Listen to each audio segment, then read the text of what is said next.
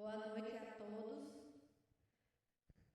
Nós agradecemos a Deus por estarmos mais uma vez aqui na casa do Senhor para adorar e engrandecer o nome desse Deus maravilhoso. Quero desejar para você que está em casa também a graça e a paz de Jesus. E quero ler um versículo que se encontra lá em Colossenses 1, capítulo 1, versículo 15 ao 18. Colossenses 1, 15 ao 18, que diz assim: Ele é a imagem do Deus invisível, o primogênito de toda a criação, pois nele todas as coisas foram criadas. Todas as coisas nos céus e na terra, as visíveis e as invisíveis, sejam tronos e soberanias, poderes ou autoridades, todas as coisas foram criadas por ele e para ele. Ele é antes de todas as coisas e nele tudo subsiste. Ele é a cabeça do corpo, que é a igreja. É o princípio, é o primogênito dentre os mortos, para que em tudo tenha a supremacia. Amém? Ao único que é digno de receber toda a honra, todo louvor, toda a nossa adoração. É isso que nós vamos fazer nesse momento. Adorar esse Deus que tem toda supremacia. O Deus invisível, o Deus visível. Aquele que está do nosso lado todos os momentos. Amém? Vamos adorar esse Deus. Você que está em casa, chama toda a sua família aí para adorar esse Deus maravilhoso, porque em todos os momentos Ele tem cuidado de nós. Amém?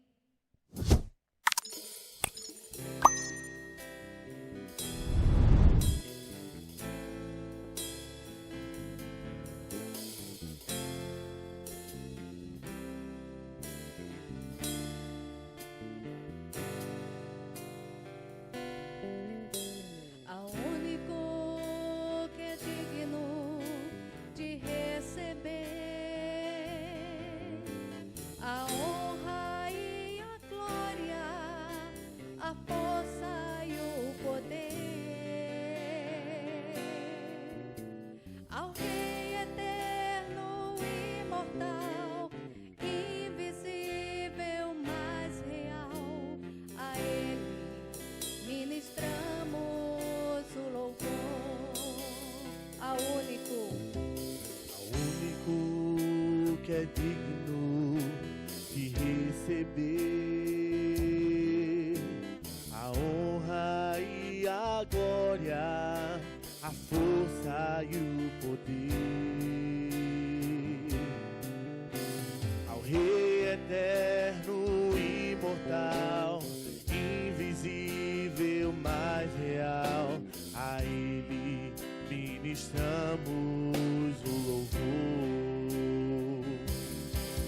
Coroamos a Ti, ó Rei Jesus. Coroamos a Ti, ó Rei Jesus. Adoramos o Teu nome, nos rendemos aos Teus pés.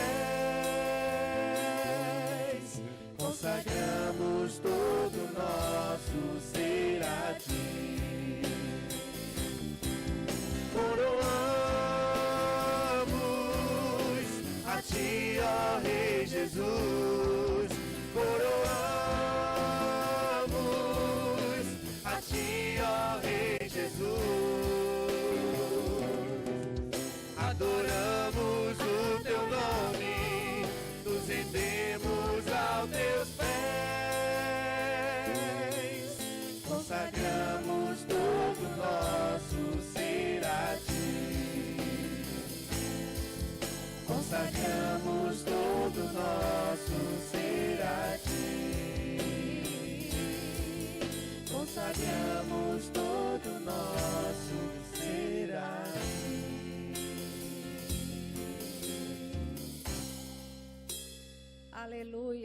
Glorificado seja o nome do Senhor. Vamos continuar adorando esse Deus maravilhoso. Amém?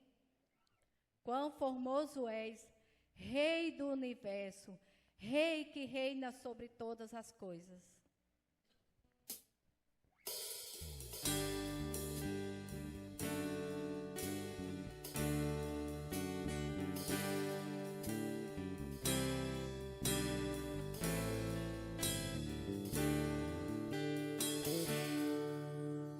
Quão formoso és, Rei do universo, tua glória enche a terra, enche o céu.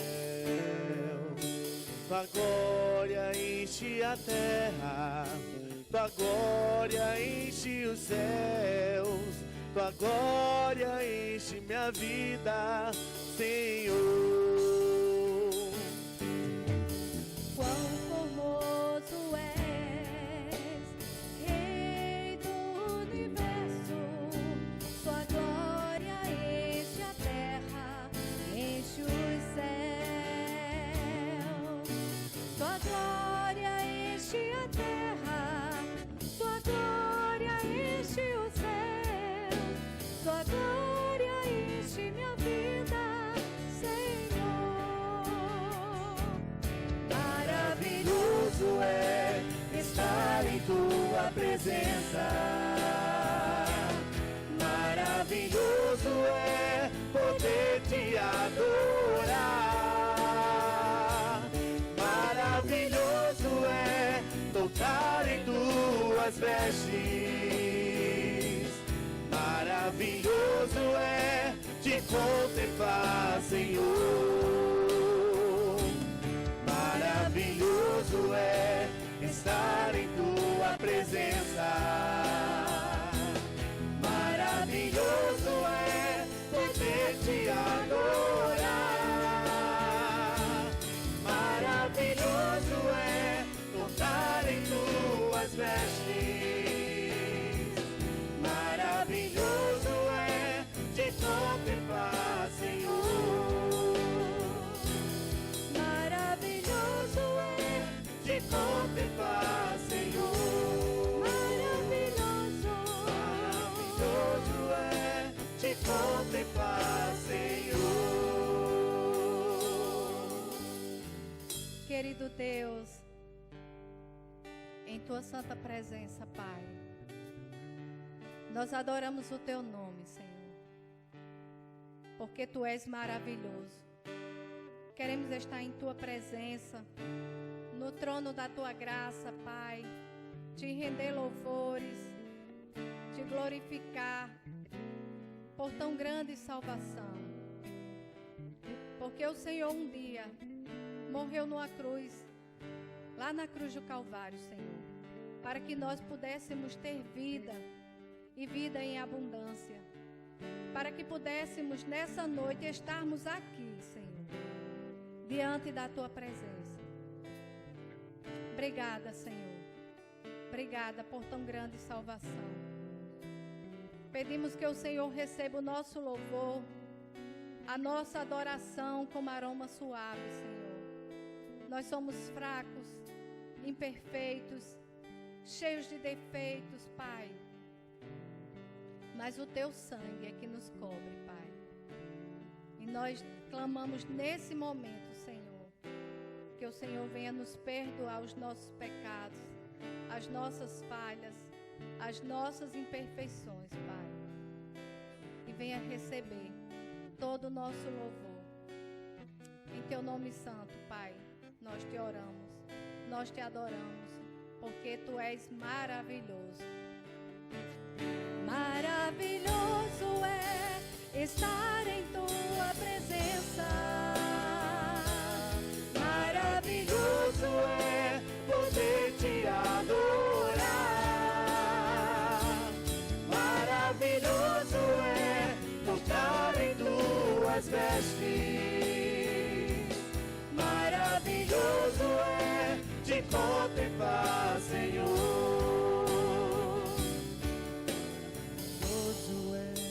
Estar em tua presença.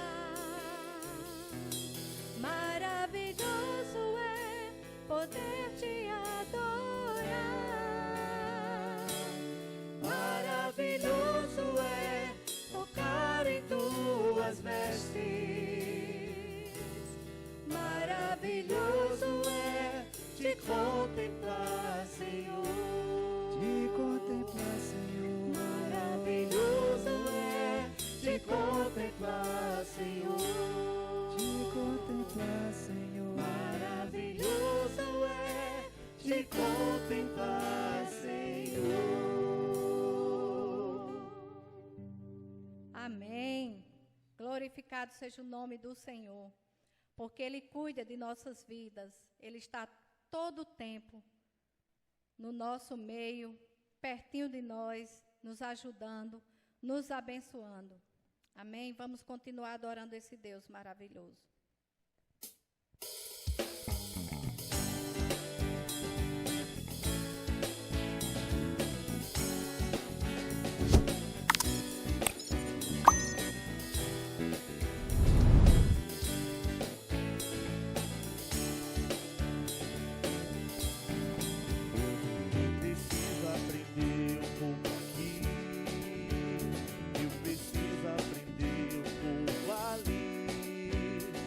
Preciso aprender mais de Deus, porque Ele é quem cuida de mim. Se uma porta se fecha aqui, outras portas se abrem ali. Eu preciso aprender mais de Deus, porque Ele é quem cuida de mim. Deus cuida de mim. Deus cuida de mim, na sombra das tuas asas. Deus cuida de mim, eu amo a sua casa. E não ando sozinho, não estou sozinho, pois eu sei, Deus cuida de mim. Deus cuida de mim, na sombra das tuas asas. Deus cuida de mim, eu amo a sua casa. E não ando sozinho, não estou sozinho, pois sei, Deus cuida de mim. Se na vida não tem direção e preciso tomar decisão, eu sei que existe alguém que me ama, Ele quer te dar a mão. Se uma porta se fecha aqui, Outras portas se abrem ali. Eu preciso aprender mais de Deus, porque Ele é quem cuida de mim. Deus cuida de mim, Deus cuida de mim, na sombra das tuas asas. Deus cuida de mim, eu amo a sua casa.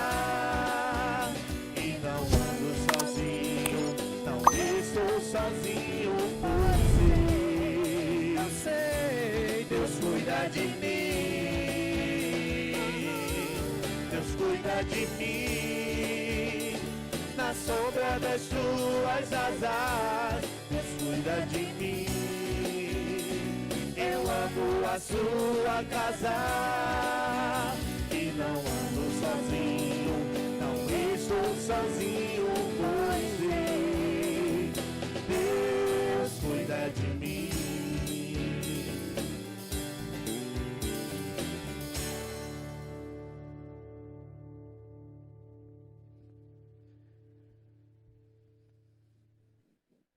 Queridos irmãos, a graça e a paz de Jesus, boa noite a todos, quem está aqui, você que está em casa, prazer mais uma vez estarmos nesse tempo de celebração ao nosso Deus, em especial para quem está aqui, é uma quinta-feira, mas você que está em casa assistindo dia 1º, Deus possa estar lhe abençoando nesse feriado, que você tenha um tempo de reflexão, e um tempo para aproveitar e estudar sua Bíblia, orar, ter comunhão com o Senhor. Aproveite esses momentos que o Senhor nos dá como oportunidades para crescermos e avançarmos na nossa fé a cada dia. Eu queria, antes de continuarmos aqui, principalmente tratando sobre esse tempo tão especial, que são o momento das nossas contribuições, eu queria dar um aviso importante.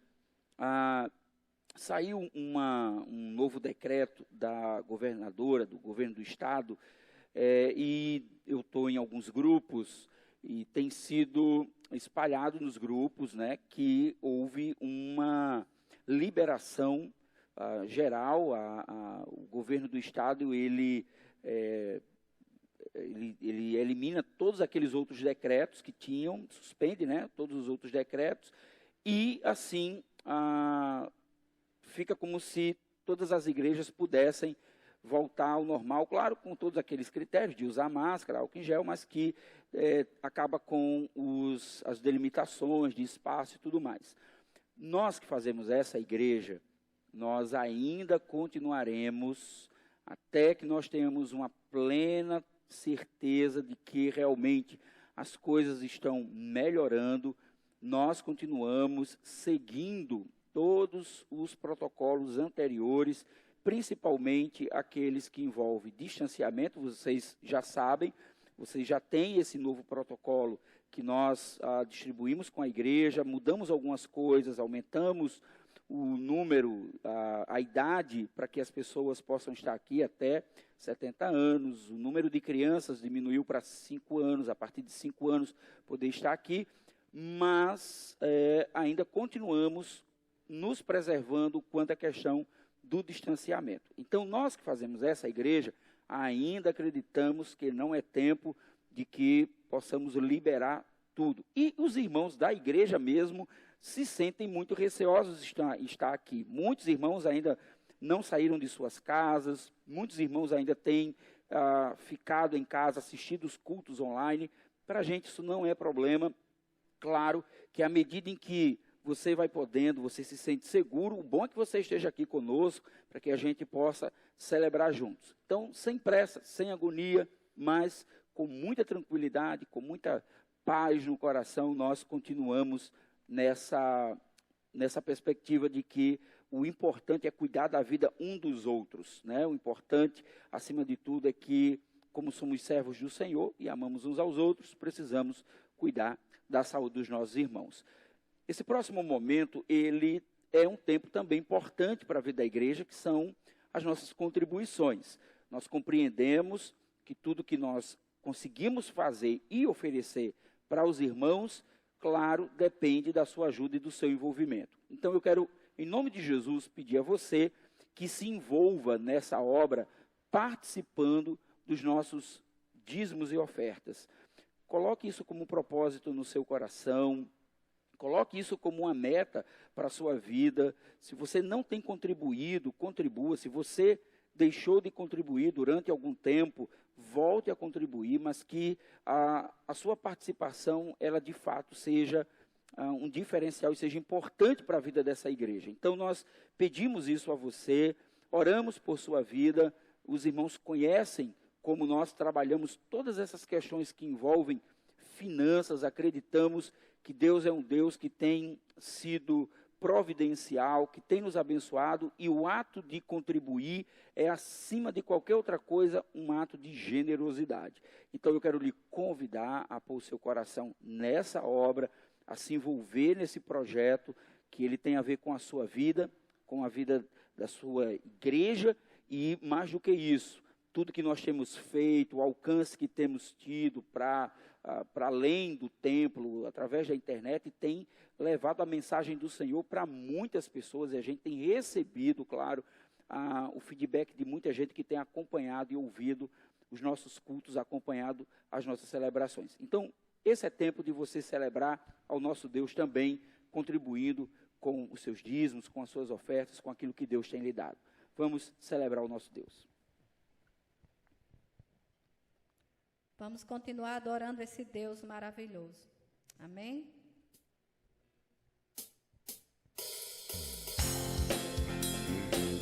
Se você quiser ficar de pé para cantar essa canção nesse momento, você pode celebrar ao Senhor de pé aí.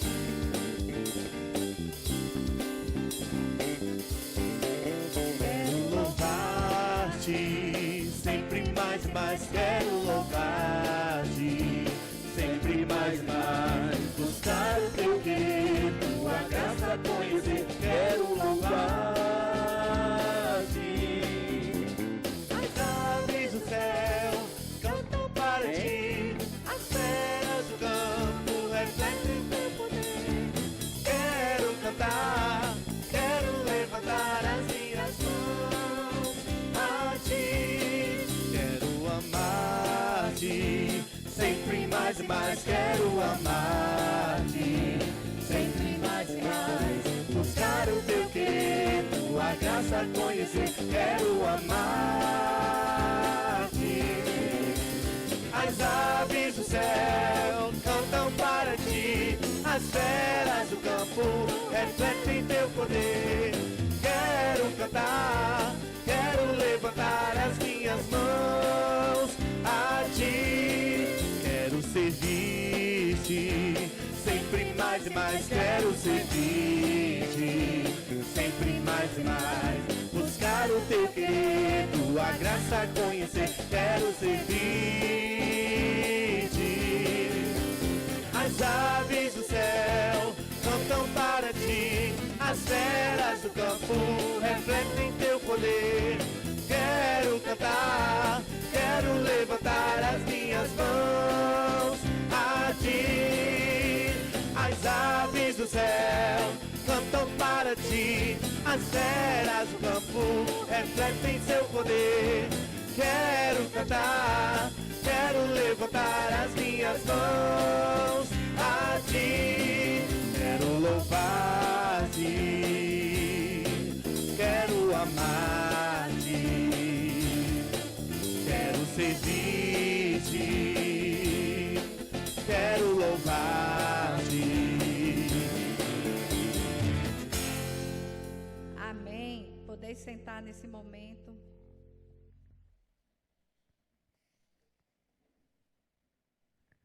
Aí.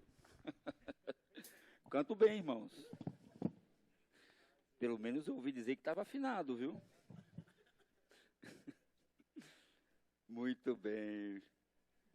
Eu achei que tinha desligado, mas não tinha. Gente, muito bem.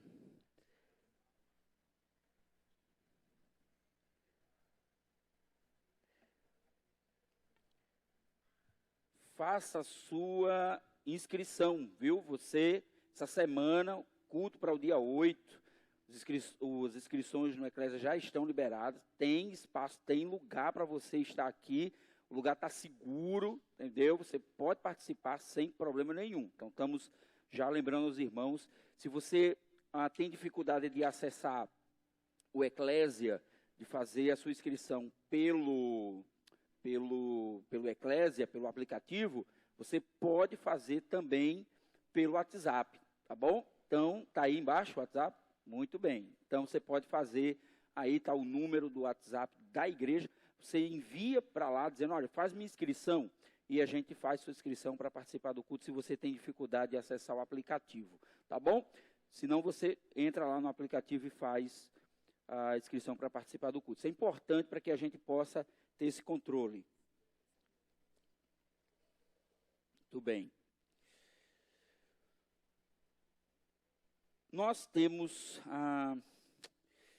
vivenciado esses dias uma oportunidade muito grande de aprender sobre as bem-aventuranças. E aí eu pensei o seguinte, eu imaginei que nós pudéssemos hoje, ao invés de entrarmos na última bem-aventurança, basicamente serão as duas últimas, elas seriam, no caso, uma só, porque ele vai repetir a ideia de que bem-aventurados os que são perseguidos por causa da justiça, e aí depois ele repete isso mais uma vez no verso 12. Mas eu queria que hoje a gente pudesse fazer um resumo, um apanhado geral de tudo que nós vimos até agora. E aí sim, no dia 8, nós faremos a última mensagem nessa série sobre as bem-aventuranças. No mês de novembro, a partir do outro domingo, nós vamos conversar um pouco sobre um assunto que pode ser relativamente espinhoso, mas nós queremos fazer isso a partir de uma outra perspectiva, não, claro, tentando usar o púlpito como uma forma de elencar ou trazer à tona qualquer tipo de ideologia política, mas eu queria conversar sobre alguns aspectos que envolvem esse tempo. Nós temos vivido dias em que as pessoas têm falado muito sobre esse assunto, os cristãos, os crentes evangélicos, especialmente, estão o tempo todo na mídia, estão o tempo todo nas redes sociais fazendo comentários, inclusive fazendo comentários que associam a fatores bíblicos, assuntos bíblicos com as questões que envolvem a política, e nós queremos conversar, até porque, acho que é dia 15, não é isso? O domingo é dia 15, vai ser domingo de eleição. Então eu não quero falar antes para não dar ideia que eu estava tentando, né, de alguma forma, influenciar as pessoas, mas no domingo, dia 15, vai ser dia de eleição, quando tivermos aqui para conversarmos um pouco sobre a palavra de Deus, nós vamos tocar nesse assunto e eu acredito que o mês de novembro nós vamos tratar sobre essas questões que envolvem o envolvimento e a relação do cristão com esses temas que têm, ao mesmo tempo, sido tão falado, mas também tem sido extremamente desgastante para muitas pessoas, e nós queremos ver biblicamente o que é que significa o fato de um cristão estar preocupado com as questões sociais, com as questões políticas. Então, eu acredito que vai ser um bom tempo para refletirmos de maneira bíblica. Venha com seu coração alegre, seu coração aberto para ouvir a palavra do Senhor. Mas, hoje é um tempo para a gente fazer esse resumo, pegarmos tudo que vimos até agora e pensarmos como a minha vida pode ser influenciada ou como eu posso identificar, a partir das bem-aventuranças, a minha relação com o Senhor e a minha relação com o reino de Deus. Esse talvez seja um dos grandes desafios que nós temos nesses dias. E eu queria que você ficasse atento, porque nós podemos rever algumas coisas das quais nós já falamos desde o mês de setembro, quando iniciamos, até mesmo algumas coisas novas que podemos estar trazendo nessa conversa hoje. Então, vamos ler novamente Mateus capítulo 5. Eu acho que já foram tantas vezes que lemos esses dias, que eu acredito que você já deva até ter, de alguma forma, memorizado algumas partes. Mas, faça isso, abra sua Bíblia, mesmo que você esteja em casa, abra a Bíblia, leia o texto, não deixe de prestar atenção no texto bíblico e naquilo que a palavra de Deus fala. Diz o seguinte, então: vendo as multidões, Jesus subiu ao monte e se assentou. Seus discípulos aproximaram-se dele, e ele começou a ensiná-los, dizendo: bem-aventurados os pobres de espírito, pois deles é o reino dos céus. Bem-aventurados os que choram, pois serão consolados. Bem-aventurados os humildes, pois eles receberão a terra por herança. Bem-aventurados os que têm fome e sede de justiça, pois serão satisfeitos. Bem-aventurados os misericordiosos, pois obterão misericórdia. Bem-aventurados os puros de coração, pois verão a Deus. Bem-aventurados os pacificadores, pois serão chamados filhos de Deus. Bem-aventurados os perseguidos por causa da justiça, pois deles é o reino dos céus. Bem-aventurados serão vocês, quando por minha causa os insultarem, os perseguirem e levantarem todo tipo de calúnia contra vocês. Alegrem-se, regozijem-se, porque grande é a sua recompensa nos céus, pois da mesma forma perseguiram os profetas que viveram antes de vocês. Amém?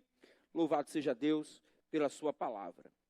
Nós iniciamos esta série com a intenção de levarmos a igreja a uma reflexão sobre como deve ser o caráter do cidadão do reino dos céus. Qual é o caráter desse cidadão? O que é que compõe o caráter de alguém que se diz pertencer ao reino dos céus? No primeiro passo que nós demos foi o de pensar a ideia de felicidade. Primeira mensagem que abriu essa série, nós não falamos imediatamente sobre as bem-aventuranças, mas nós tratamos qual é a perspectiva de felicidade que um cristão tem, que um cidadão do reino tem. O que é felicidade para ele, uma vez que Jesus está dizendo que bem-aventurados são, bem-aventurados são. Então, o que significa essa ideia de bem-aventurado? Vimos que a bem-aventurança, ela se caracteriza por uma felicidade. É feliz aquele que. A felicidade, a partir da reflexão do cidadão do reino, ela é bem diferente daquela pregada no mundo aí fora. Então, quando nós pensamos na felicidade, a partir de uma reflexão enquanto cidadãos do reino, ela se distingue, ela é diferente daquilo que o mundo lá fora imagina por felicidade. Na verdade, o sentido de felicidade ou de bem-aventurança, ele é completamente distinto do conceito criado pela nossa sociedade moderna. Quando nós olhamos para aquilo que Jesus fala, do que seja uma pessoa bem-aventurada, do que seja uma pessoa feliz, o que nós identificamos é que essas características, elas são muito distintas, são muito diferentes daquelas que é pregada aí no mundo do lado de fora, especialmente pela nossa sociedade. Ora, no coração do homem pós-moderno, a ideia de felicidade, ela está relacionada com alguns padrões dos quais para ele é essencial para se alcançar o sucesso. Então, quando você pergunta a uma pessoa comum, uma pessoa normal, qualquer pessoa, qual é o conceito dele de felicidade, ele vai associar a ideia de felicidade com a probabilidade de se obter sucesso, de alcançar sucesso. Primeiro, é o desempenho pessoal que está em jogo. A pergunta é: o que serei? Né? O que vai acontecer se eu me esforçar muito? O que eu serei? O que eu vou ser? O resultado dos meus sonhos dependerá muito do meu esforço e da minha habilidade. Aquilo que eu serei no futuro, o sucesso que me aguarda, vai depender muito da minha capacidade pessoal e esforço próprio e da minha habilidade. Segundo, a ausência de qualquer conflito, problemas familiares e doenças. Qual é o conceito de felicidade que a sociedade coloca? Habilidade pessoal, capacidade de alcançar os seus objetivos e, em segundo lugar, a ausência de qualquer tipo de conflito, problemas familiares, doenças, etc. e etc. A minha felicidade, diria o homem de mente secular, depende definitivamente de uma vida confortável e estável. O que é uma pessoa feliz? O que é uma pessoa bem-aventurada? Na mente de uma pessoa, na mentalidade secular, de alguém que não compreende as questões ou a vida do reino. Ela envolve uma vida confortável e estável em todos esses aspectos, especialmente que envolve a nossa vida material. As bem-aventuranças pregadas por Jesus sugerem um outro padrão que desconecta completamente as nossas expectativas dessa ideia materialista de ver a vida boa. Ora, quando nós olhamos para a Bíblia e identificamos o padrão que Jesus impõe, o que nós descobrimos é que esse padrão de Jesus, ele nos desconecta completamente. Ele nos faz olhar com uma outra expectativa. Ele nos desconecta da ideia de olhar para a vida boa como sendo apenas o sucesso material, a capacidade de se obter coisas, a capacidade de ter bens, de possuir uma vida de sucesso a partir da minha própria capacidade. Então, vejamos o que significa uma pessoa feliz para os padrões do reino dos céus. Ora, se o padrão do mundo, se o padrão secular é um padrão que envolve e que estabelece que a felicidade depende da minha habilidade pessoal, da minha capacidade de alcançar os meus próprios objetivos, que é também, ao mesmo tempo, a ausência de conflitos, de problemas, de dificuldades, que no final das contas significa que é ter uma vida tranquila e estável. Uma vez que eu compreendo que essa é a perspectiva secular, mas que a perspectiva de Jesus, ela difere de tudo isso, ela é contrária a isso. A grande pergunta que nos surge, portanto, é: qual é o padrão de felicidade do cidadão do reino dos céus? Em que essa felicidade se distingue da felicidade do mundo? Como nós podemos dizer que somos felizes a partir dessa perspectiva do reino? Então vamos lá. Durante esse mês, durante esses 2 últimos meses, nós avançamos muito na compreensão e no entendimento do que significa ser um cidadão do reino dos céus. Em primeiro lugar, bem-aventurados os pobres de espírito. Os pobres de espírito, antes de tudo, são aqueles que reconhecem a sua falência espiritual. Pobre de espírito é, antes de qualquer outra coisa, alguém que compreende a sua incapacidade, insuficiência de lidar com as questões espirituais da sua vida.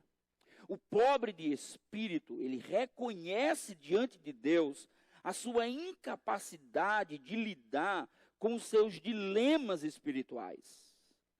Uma pessoa pobre de espírito, foi o que vimos, ela não consegue ter autonomia no que se refere a dar conta da sua relação com Deus, da sua relação espiritual com Deus. Não dá conta. Ele não consegue fazer nada que agrade a Deus, que faça com que Deus diga: pronto, você foi justificado, isso que você fez vai livrar você, isso que você fez vai fazer você ganhar pontos comigo. De forma alguma, não é possível. As bem-aventuranças, e especialmente os pobres de espírito, são aquelas pessoas que já entendem a sua incapacidade de lidar com as questões da sua própria alma. Portanto, assume ele diante de Deus os seus próprios pecados. O pobre de espírito é aquele que se achega diante de Deus e reconhece que não adianta, nada do que ele faça fará com que ele sequer consiga amenizar a sua condição espiritual. Ser pobre de espírito é estar nessa condição de humildade completa e dizendo para Deus: eu não dou conta, eu não dou conta. Eu posso prometer ao Senhor não pecar, eu posso prometer ao Senhor não ceder à tentação, eu posso prometer, mas não vai conseguir dar conta. Não vai. Vai chegar uma hora em que vai vacilar. Vai chegar uma hora em que vai cair. E quando a gente cai é pior. A dor é muito maior. Porque a nossa sensação é de que nós poderíamos dar conta. É que nós poderíamos resistir. É que nós poderíamos dizer: não, eu não vou cair. Porque eu posso, eu consigo. Não, não consegue. Não dá conta. Portanto, são bem-aventurados aqueles que são pobres de espíritos, porque o reino dos céus é feito dessa gente. Então, queridos, precisamos entender que pobres de espírito são pessoas que não conseguem lidar com a sua falência espiritual. Os pobres de espírito podem constatar que pertencem ao reino dos céus. E isso é interessante, porque ser pobre de espírito faz com que eu tenha a certeza e a convicção de que, de fato, eu pertenço ao reino dos céus. Só pode pertencer ao reino dos céus se for pobre de espírito. Se não é pobre de espírito, se é autossuficiente, se acha que dá conta da sua vida, esses não podem herdar o reino dos céus. Essa foi a primeira bem-aventurança. Bem-aventurados os pobres de espírito.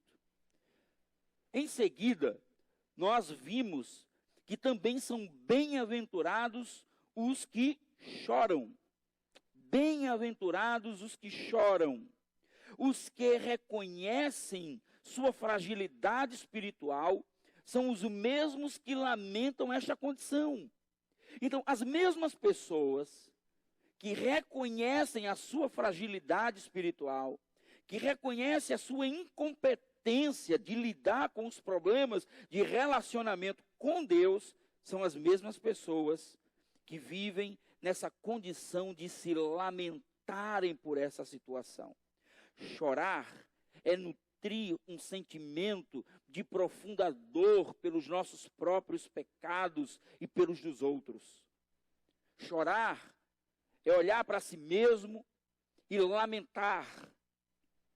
Chorar não é olhar para si e dizer: eu posso, eu consigo, eu dou conta, eu sou forte.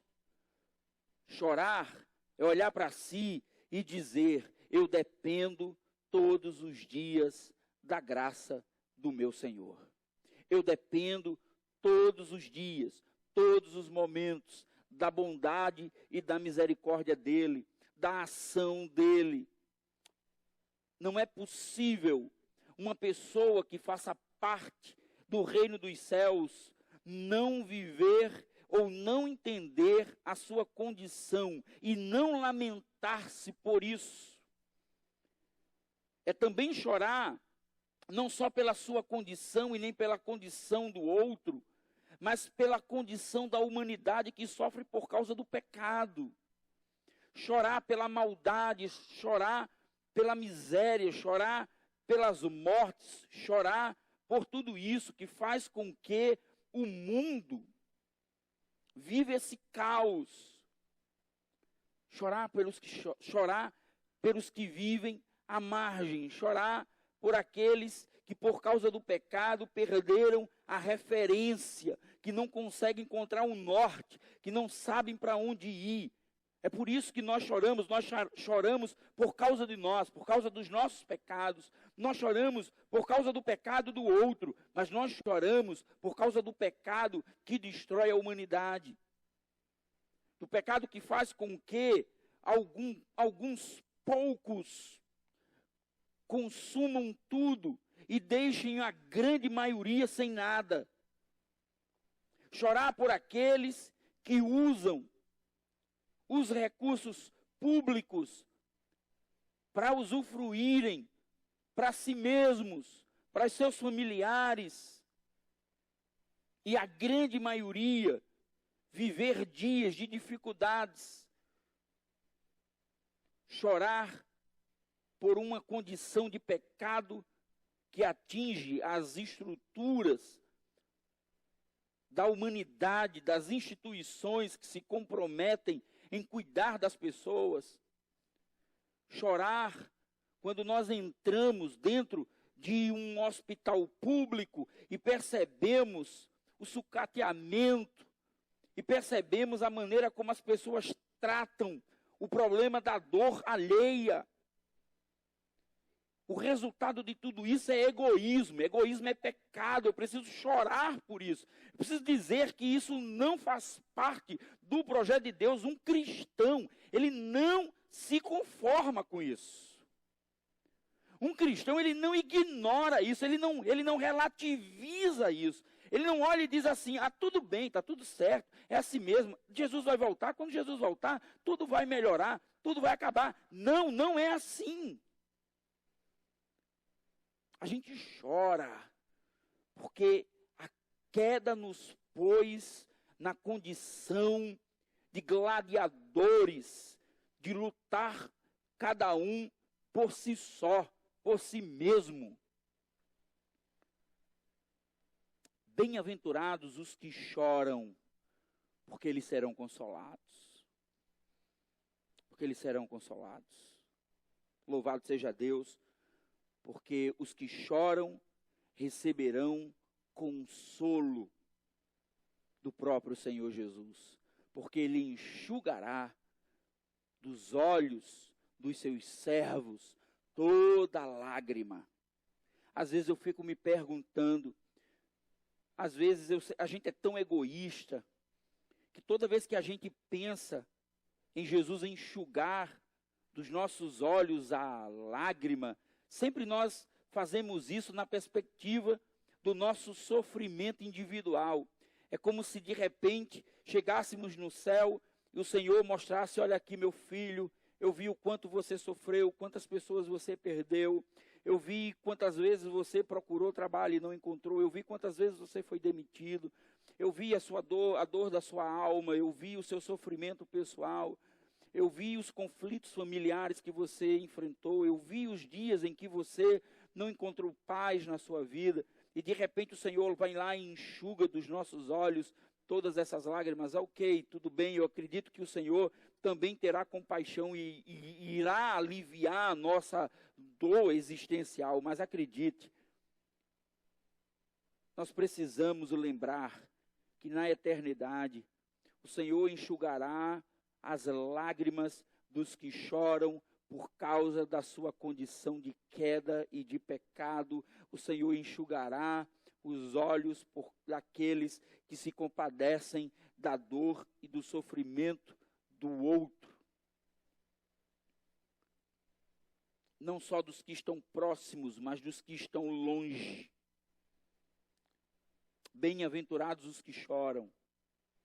Na sequência, o Senhor Jesus, ele diz, bem-aventurados os humildes. Ser manso é considerar a nossa relação com Deus e com as outras pessoas. Os mansos são aqueles que não levam em conta o que as pessoas pensam ou falam dele, pois ele já tem uma clara consciência de quem ele é. Ser manso não é uma pessoa boba, não é uma pessoa que todo mundo chacota dele, todo mundo humilha ele. Não, não, não, essa não é a ideia. A ideia do manso é aquele que é capaz de abrir mão do seu próprio direito em prol do outro. Ser manso é aquele que é capaz de dizer que é possível até mesmo sofrer o dano em prol do outro. Ser manso não é uma pessoa tranquila, uma pessoa que o tempo todo está zen, é paz e amor, de forma nenhuma. Na verdade, eu diria para os irmãos que aqueles que têm característica de mansidão, muitas vezes são aqueles de temperamento, os cidadãos do reino dos céus. Mansos, muitas vezes se caracteriza muito mais naqueles que têm temperamento muito mais forte. Aliás, eu imagino que é muito mais visível a mansidão numa pessoa de temperamento forte do que numa pessoa, né, tranquila. Fleumática, é isso? Dá, né, nos temperamentos. Pessoa paz e amor, uma pessoa da paz. Porque o manso é aquele que mesmo sabendo que muitas vezes tem a razão, ele abre mão pelo bem do outro. Lembra-se de Moisés? A Bíblia diz que Moisés era um homem muito manso e que não existiu pessoa mais mansa que Moisés. Mas se você ler todo o Pentateuco, você vai ficar um pouco assustado e vai se perguntar, mas não é bem isso que nós identificamos. Primeiro porque a nossa compreensão de mansidão, ela é defeituosa. Ela pensa mansidão a partir de uma pessoa boba, de uma pessoa fraca espiritualmente, vamos assim dizer. Uma pessoa fraquinha, uma pessoa volúvel. Mas Moisés não tinha nada disso. Moisés era um homem de temperamento forte. Era um homem que questionava. Quando Deus o chama para libertar o povo de Israel, ele impõe uma série de questionamentos e de impossibilidades. Ele se irrita com o povo. Toda a história que envolve a vida de Moisés é de um homem intenso, de alguém que está o tempo todo tendo que lidar com os problemas das pessoas, com a ingratidão das pessoas. Até que um dia, o seu staff, sua liderança, né, na pessoa dos seus dois irmãos, Arão e Miriam, se rebelam contra Moisés. E essa é uma das. E se rebelam contra ele e dizem que, na verdade, Moisés não lideraria do jeito que era para liderar. E eles questionam a liderança de Moisés. Deus intervém, põe uma lepra nos dois. E é interessante que Deus ia exterminá-los. Você sabe o que é que Moisés faz? Moisés intercede pela vida dos dois. Reconhece que eles pecaram, entende que eles cometeram um erro, mas intercede pela vida deles. Às vezes nos faltam essa condição, nós somos muito ligeiros em apontar o dedo, em maltratar, em pisotear, em mandar para o inferno. Nós somos muito rápidos nisso. Isso é uma coisa que crente sabe fazer, é comprar passagem para o inferno para os outros.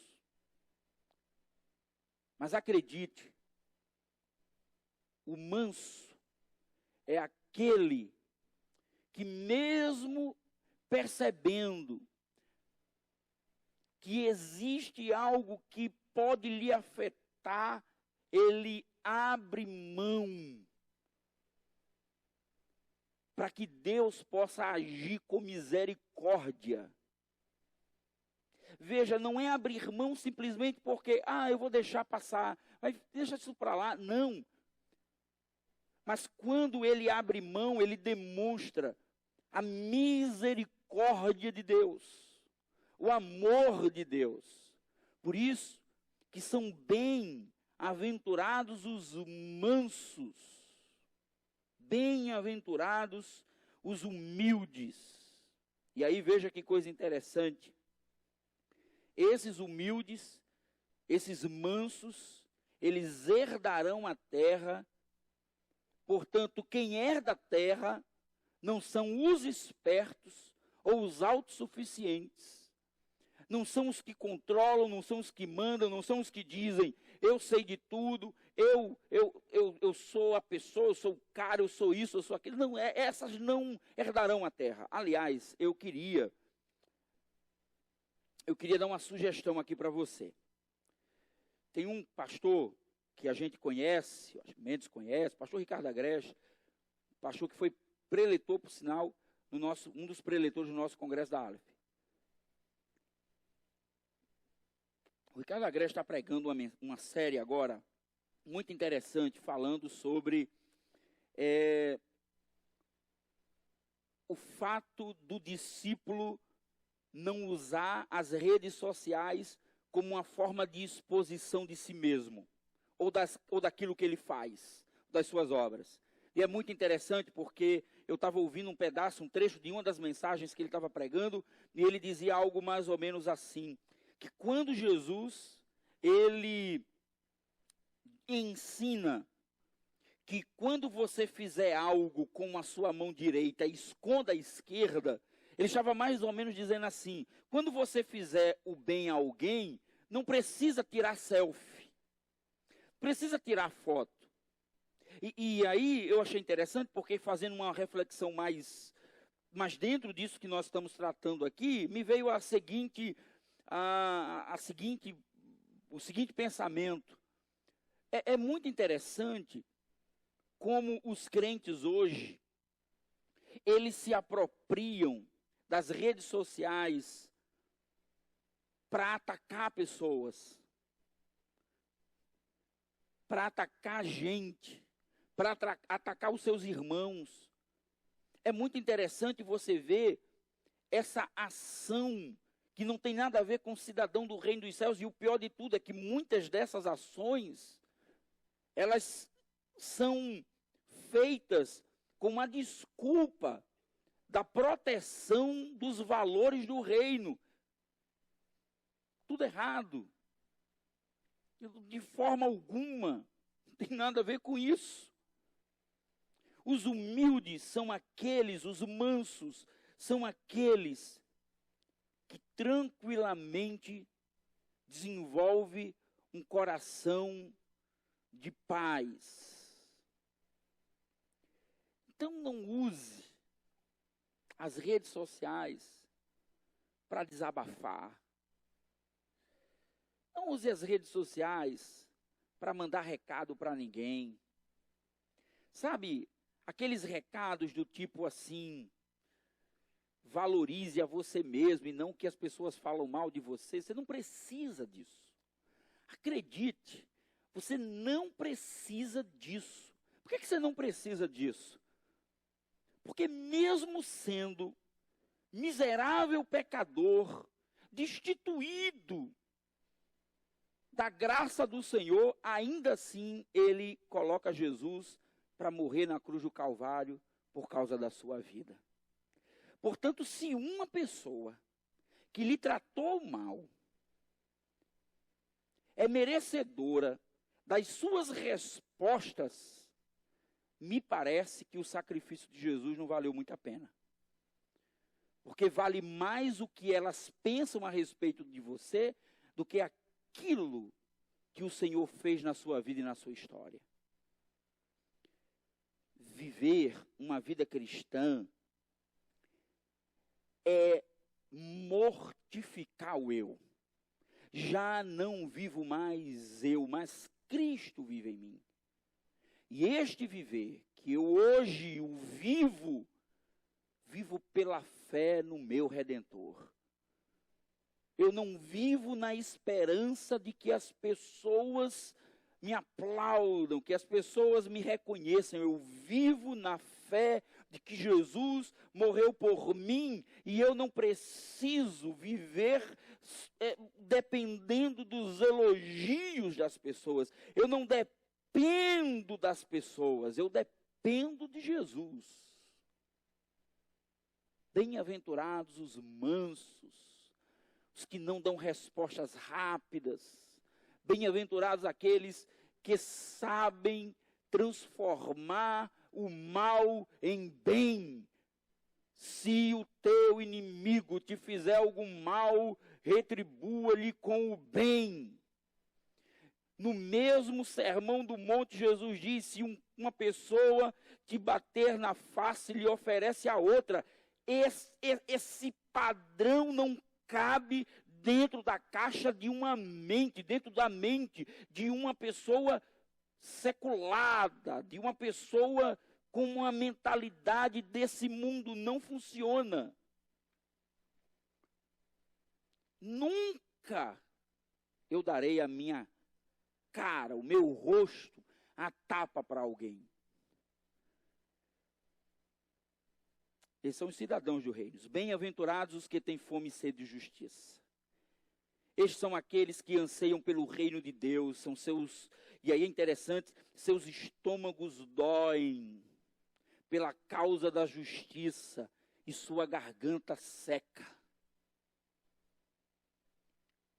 Eles sentem dores de fome e sentem a garganta seca. Os que têm fome e sede de justiça são felizes porque reconhecem que somente o reino de Deus, no reino de Deus encontraremos verdade e justiça. Estes serão saciados no dia que o Senhor virá para enxugar dos nossos olhos todas as lágrimas. Os que têm fome e sede de justiça verão o reino de Deus sendo estabelecido, toda a dor e toda a maldade sendo tirada e acabada. Bem-aventurados os misericordiosos. Os misericordiosos são aqueles que agem segundo aquilo dos quais foram alvos. A misericórdia de Deus. Bem-aventurados os misericordiosos, porque receberão misericórdia. São aqueles que se compadecem com justiça, que sentem o sofrimento com a dor alheia, mas mais do que isso, eles agem em prol daqueles que sofrem. E no último domingo, nós falamos que bem-aventurados são os pacificadores. Os pacificadores são os promotores da paz. Não são simplesmente pessoas pacíficas, e é interessante isso. Não é uma pessoa de espírito pacífico, mas é uma pessoa pacificadora. Ele age em prol da paz, ele não está somente no passivo, ele age, ele é ativo, ele é pacificador. São pessoas que, comprometidas com a verdade, buscam produzir a paz. Isso quer dizer que os pacificadores não são necessariamente apaziguadores. Eles não estão só preocupados em manter um clima bom, a revelia da verdade. De forma nenhuma. Eles buscam a todo custo a promoção da paz, comprometendo até mesmo a sua imagem diante dos outros para que a paz seja estabelecida. Portanto, os pacificadores são aqueles que promovem a paz. Eles não só promovem um ambiente tranquilo, eles promovem a paz, mesmo que isso lhe custe até mesmo a sua própria imagem e dignidade diante das pessoas. Os promotores da paz, da Shalom, são aqueles que mesmo diante das circunstâncias adversas, eles se colocam à disposição. Hoje à tarde, estava conversando com um irmão aqui da igreja por telefone, e ele dizendo que ouviu a mensagem domingo, e ele dizendo, olha pastor, interessante como se encaixou isso com uma situação que eu vivi, com um conflito familiar. As pessoas estavam prontas a brigarem umas com as outras, mas de repente a gente chegou lá e falamos a verdade e a paz foi restabelecida. Ele não estava preocupado apenas em apaziguar, em criar um clima tranquilo. Ele estava preocupado em que aquele lugar fosse um lugar de promoção da paz. E a paz implica na verdade. Os pacificadores são os promotores da paz e não simplesmente apaziguadores. Eles não estão preocupados somente em manter esse clima bom. Eles buscam a todo custo a promoção da paz. Eles estão comprometidos o tempo todo com a verdade, não apenas com a sua imagem. Portanto, queridos, as bem-aventuranças são como um espelho que deve refletir a nossa imagem enquanto cidadãos do reino. Dois aspectos importantes devem ser falados aqui como uma lembrança do que dissemos até agora. Primeiro, as bem-aventuranças não são habilidades naturais, isto é, não são boas ações que fazemos. As bem-aventuranças não têm nada a ver com o que você faz de bacana e de legal e de boas obras. Segundo, as bem-aventuranças não são disciplinas espirituais que praticamos como forma de agradar a Deus. Se a nossa declaração de fé está alinhada com aquilo que fazemos. Preste muita atenção. As bem-aventuranças não é sobre aquilo que fazemos para agradar a Deus. As bem-aventuranças é sobre aquilo que refletimos. Se fazemos ou não fazemos, se está alinhado ou se não está alinhado com o caráter de cristão que eu declaro para as pessoas. Se eu digo ser cristão, servo de Jesus, se eu digo para as pessoas que pertenço a Jesus, eu preciso ter atitudes que de fato reflitam essa imagem. Aquilo que o apóstolo Paulo diz, aqueles que dizem que vivem no Espírito, também andem no Espírito. É aquilo que Jesus fala no final do Sermão do Monte, no capítulo 7, lá de Mateus. Todo aquele que diz que ouve estas minhas palavras e não as pratica, é como um homem que construiu a sua casa fundada na areia. Vieram os ventos, as tempestades, a chuva, bateram com força e derrubaram aquela casa. Mas aqueles que ouvem estas minhas palavras e as praticam, é como alguém que constrói a sua casa sobre um fundamento sólido, sobre uma rocha. Vem o vento, bate com ímpeto, vem a chuva, o vendaval, mas não consegue derrubar aquela casa, porque ela está muito bem segura.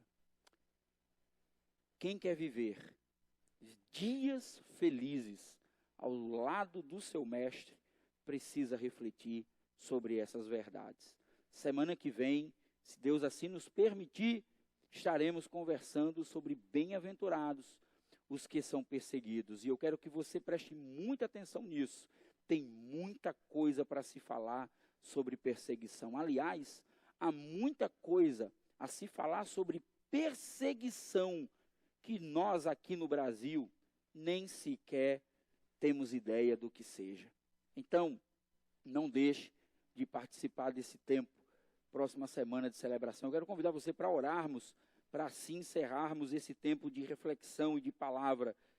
Vamos orar juntos, pedindo a Deus que nos ajude, que ilumine os nossos olhos e a nossa mente, para que nós possamos entender realmente se estamos no caminho certo, se de fato as nossas obras e as nossas atitudes, elas condizem com as nossas declarações de fé.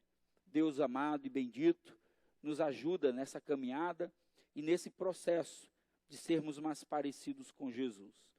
Há muita coisa que nós precisamos, ó Deus, pensar, há muita coisa que nós precisamos avaliar na nossa vida, e nós precisamos ter muita convicção no nosso coração, de que nós não somos apenas religiosos, nós de fato somos discípulos de Jesus, comprometidos com o Senhor, comprometidos com a tua obra. Muito obrigado, Senhor, pelo poder do Espírito que em nós opera, que nos faz entender que de fato nós pertencemos ao Senhor Jesus. Que aqueles que estão ouvindo esta palavra, que se de alguma maneira ainda não se identificam como cidadãos do reino dos céus, que eles possam encontrar no Senhor Jesus, aquele que alivia todas as nossas dores e tensões, que eles possam encontrar nele um lugar seguro, que eles possam encontrar em Jesus a paz que tanto buscam, e possam, através dessa transformação e dessa mudança de vida, mostrar para os de fora que, de fato, Jesus é aquele que muda o nosso caminho, a nossa perspectiva, que transforma um coração egoísta, que só pensava em si mesmo, num coração que cuida, que se preocupa com a dor e o sofrimento dos outros. Muito obrigado a Deus por esse tempo em que celebramos o teu nome, celebramos ao Senhor. Te oramos assim em nome de Jesus. Amém e amém. Deus abençoe a vida dos irmãos. Amém. Glorificado seja o nome do Senhor. Eu não sei como foi na sua vida o encontro que você teve com Jesus. Eu sei que encontrar Jesus foi a melhor coisa que já aconteceu na minha vida. Você que está em casa aí com sua família, não sei como foi esse encontro, mas que nessa noite Deus possa estar relembrando isso na sua mente, no seu coração, e que você possa ser uma pessoa feliz em estar na presença do Senhor e ter Ele como Deus, o único e verdadeiro. Vamos adorar esse Deus maravilhoso com essa canção. Te encontrar. Queria convidar você para ficar de pé nesse momento. A gente já está pertinho de terminar esse momento de louvor e adoração. Você que está em casa também, você pode ficar de pé. Estiver aí junto com sua família, canta esse louvor em oração, agradecendo a Deus por tudo que Ele fez na sua vida.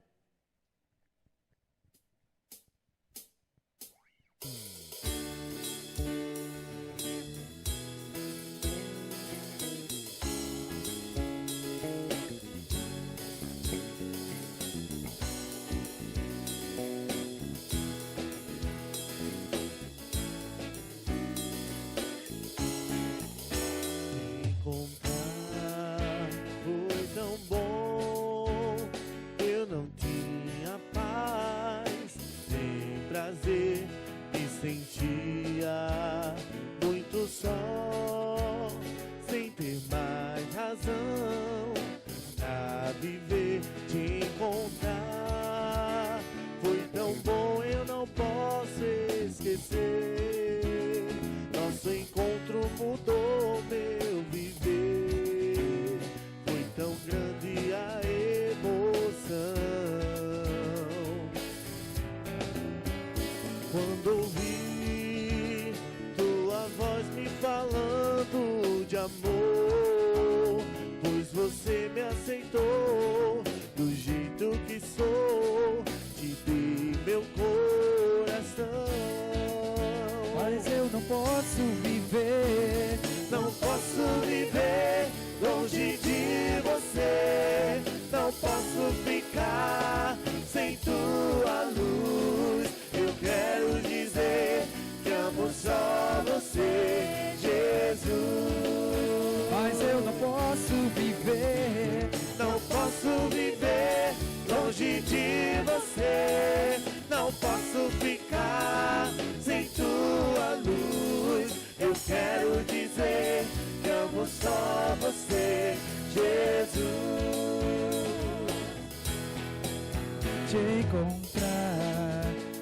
mostrou nova direção. Seu amor fez mudar tudo em mim. O meu coração transformou, é tão bom. Eu não posso explicar o prazer de sentir teu amor me envolver quando estou ao pé da cruz. Eu só sei de uma coisa e vou lhe dizer: simplesmente eu não posso e não sei viver sem você, Jesus. Mas eu não posso viver, não posso viver longe de você. Não posso ficar sem tua luz. Eu quero dizer que amo só você, Jesus. mas eu não posso viver, não posso viver longe de você. Não posso ficar sem tua luz. Eu quero dizer que amo só você, Jesus. Eu quero dizer que amo só você, Jesus. eu quero dizer que amo só você, Jesus. Amém. Vamos cantar mais uma canção. E você que está em casa, quero desejar para você uma boa semana, na graça e na paz de Jesus. Que Deus possa estar abençoando aí o seu feriado, que você possa aproveitar aí com sua família. E você que está aqui na igreja também, obrigada pela sua presença aqui no nosso meio, que Deus possa estar lhe abençoando grandemente. E vamos encerrar louvando ao Senhor com uma canção: Teu reino é sempre eterno, firmado em misericórdia. As misericórdias do Senhor são a causa de não sermos consumidos. Vamos adorar esse Deus nesse momento? Amém? Os reinos se abalam, os povos se curvam, as bocas se abrem, as mãos se levantam para dizer que tu és o Rei. Aleluia! Para Glorificado dizer seja que o tu nome és do o Senhor. Senhor. Os reinos se abalam, os povos se curvam, as bocas se abrem, as mãos se levantam para dizer que tu és o Rei. Para dizer que tu és o Senhor. Para dizer que tu és o Rei. Para dizer que tu és o Senhor. Teu reino é sempre eterno, firmado em misericórdia, justiça e igualdade, bondade e fidelidade. A tua igreja te adora. Aleluia! A tua igreja te adora. Amém! Você pode cantar mais forte aí. Teu reino é sempre eterno, firmado em misericórdia, justiça e igualdade, bondade e fidelidade. A tua igreja te adora. A tua igreja te adora. A tua igreja te adora. A tua igreja te adora. Os reinos se abalam, os povos se curvam, as bocas se abrem, as mãos se levantam para dizer que tu és o Rei. Para dizer que tu és o Rei.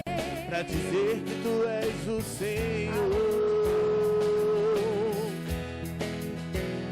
Os se abalam, os povos se curvam, as bocas se abrem, as mãos se levantam pra dizer que tu és o Rei,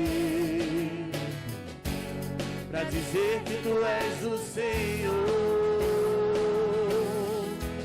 pra dizer que tu és o Rei, pra dizer que tu és o Senhor.